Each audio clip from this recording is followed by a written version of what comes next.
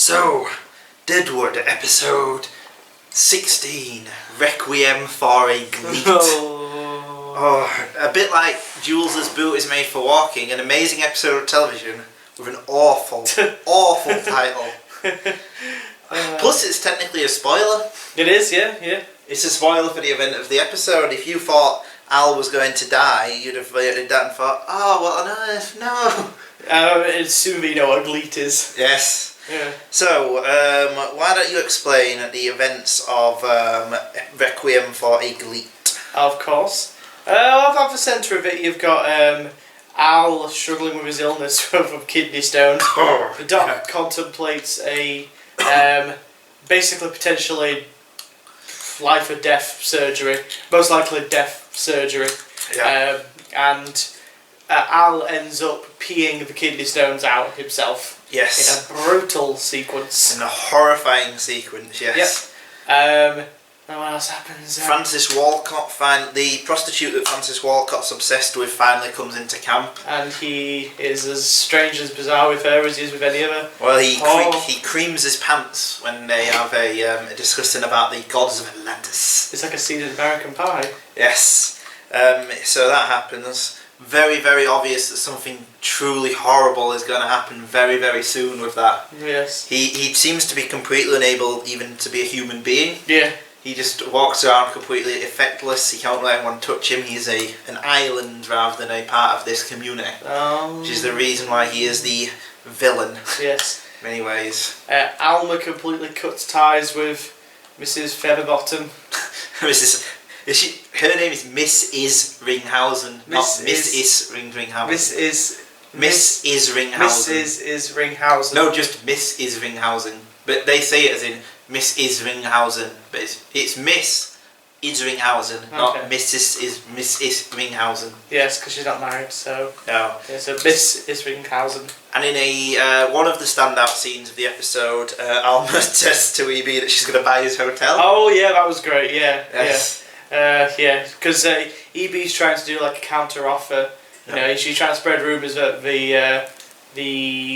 camp is in trouble because all the gold claims are going to be disproven and discredited. Yes. And she completely turns the tables on him and instead makes him a counter offer. Yeah. That she wants to buy the hotel. He's just like, oh jeez, and he hits his head on the banister. It's great. He does, and his racism and sexism come out in this scene. Yes. If the intuition that the lesser sex have. That's a brilliant scene. If I could rub a lamp and see its N-word hands come out of me. And that is a brilliant scene. That's a great scene, yeah. It's really well directed, that as well, because it's a really obvious trick, but when they're both sat down, they're on equal footing, and then when she stands up, he knocks his head and goes back down to suggest that he is less than her, which he is in every way. I also thought that the bit where I thought this was a semi-callback to the bit where Alma comes on to him in episode 6. At the end of it, she goes, "We'll have you an address in no time." She like messes with his shirt, and it's obvious how uncomfortable he is. And he's like, "Oh no, not a woman, no woman."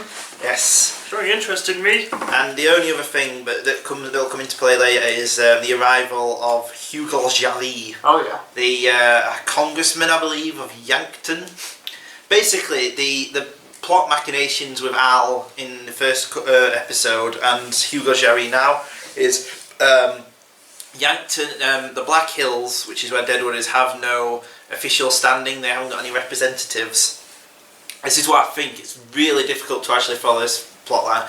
But they have no representatives and that might mean that the gold claims are being invalidated. That's what Francis Walcott is playing upon.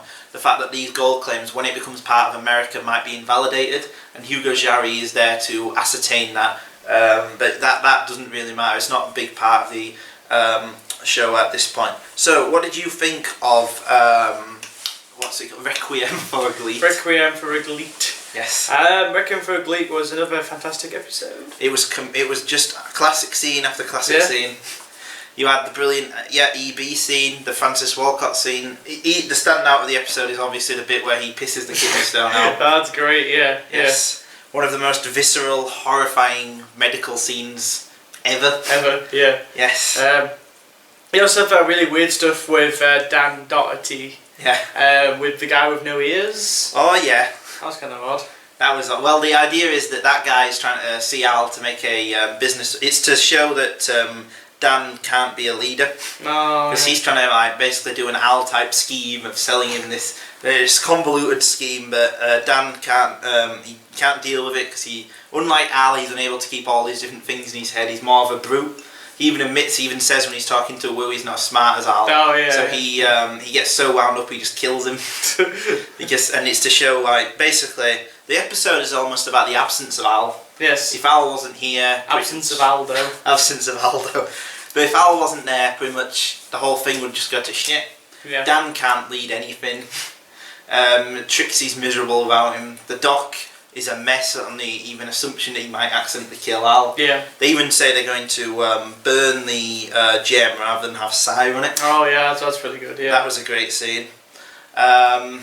Yes. What was I going to say as well? The bit that I was saying is the best shot in the whole of Deadwood. I think is they've just done the surgery on his penis, and they all like collapse on the bed, and the camera starts out on Al, it pans up. No, it starts out on Al and the Doc with that incredible moment where the Doc is like, "Thank you for saving me," and then it pans out, and they're all there, all collapsed, and they're all in a big circle around each other. It's an amazing shot. Yeah, it's great. Yeah. I would say best one so far. Do you have a shot that might be better? Can't think. Yes. I do love the shot in the first season where Bullock has his hand around the badge and he's squeezing it so hard his knuckles go white. Yeah, that's really good. Yeah, There's loads of amazing shots, but I think that one, that's a standout. That's an absolute standout, brilliant one. And another example of the season is fairly dark, as you've seen so far. It's full of plot machinations and just in complex, convoluted plotting, but it still finds time for these moments of kindness, brevity. Like the Doc is so relieved, and it's just so moving that that Al chooses to piss out the stone just to try and save the Doc, to save these people around him rather than risk the surgery. He's trying to piss it out instead. It's incredibly moving and well performed. And Ian McShane, another facet to his performance. He doesn't even need dialogue. No, there's no dialogue from him in this episode, is there? There's a lot of. He can raise his eyebrows or just give a look, and it's just as brilliant. He's just as brilliant in it as he normally is. I was also going to say this in the last episode, and I talked to you in between these reviews.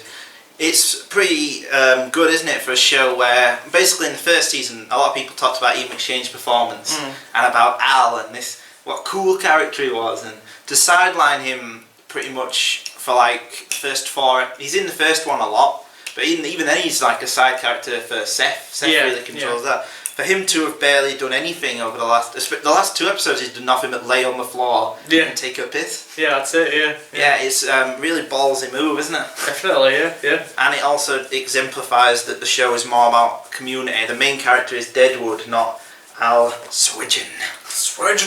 Yes. Anything else you would like to add on Requiem For A Gleet? That's the awful title. It is awful. There's no fault to it, really. Yeah. Chock-a-block full of great scenes. Yep. Having some favourites. Yeah, but the weird stuff with that. I've forgotten his name. It's called Wilcott. Wilcott. Yeah, Francis Wilcott. All the weird stuff with Francis Wilcott being a bit of a creep. Yeah. Cy brokering a deal with the county commissioner. Yeah. And he's just kind of doing his thing. That's a funny scene and all where the county commissioner's in the bath. Oh yeah, that's really good. Yeah, I like that. Yeah. I've got no issues at all. No issues at all. Just a great episode. That's fourth episode in a row where we couldn't really find any faults in it. Yeah, it's a 10 again. Another 10. Season 2 is just incredible. What else was I going to say? Did you notice and all how they'd Alan Taylor wasn't he? Alan Taylor, yeah, director of several Game of Thrones episodes. He directs usually. He directed the standout ones in it, like the one where spoiler alert, Sean Bean dies. I think he does. Taylor, yeah. But Alan Taylor used to do a lot of the big ones, but he's left to become a Hollywood filmmaker. I think he made a Marvel film. I think 4-2. Oh dear. He went from this to 4-2. Oh dear. But did you think that they shot the... I've read this, I didn't really see it as much myself, but do you think they shot the bit where he pisses out the kidney stone intentionally to reflect sort of birth?